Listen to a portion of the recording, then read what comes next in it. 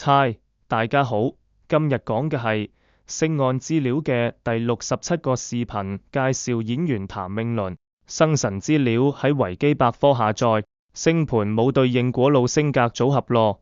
譚詠麟，1950年生於香港，籍貫廣東新會，華語樂壇殿堂級歌手、演員，俾粉絲尊稱校長，以永遠25歲嘅心態馳騁樂壇60餘年。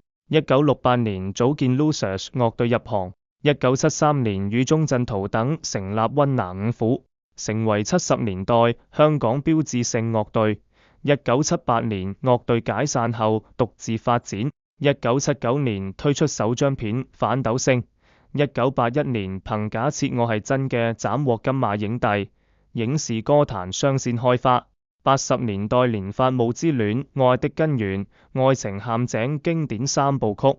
1984至1987年4連霸勁歌最受歡迎男歌星。1988年投懷退出所有競爭性獎，成全後輩發展。水中花講不出再見，全唱兩岸三地。1991年登上央視春晚舞台。1996年斬獲樂壇金針獎。2003年攜手李克勤打造向麟由李巡演，火爆海內外。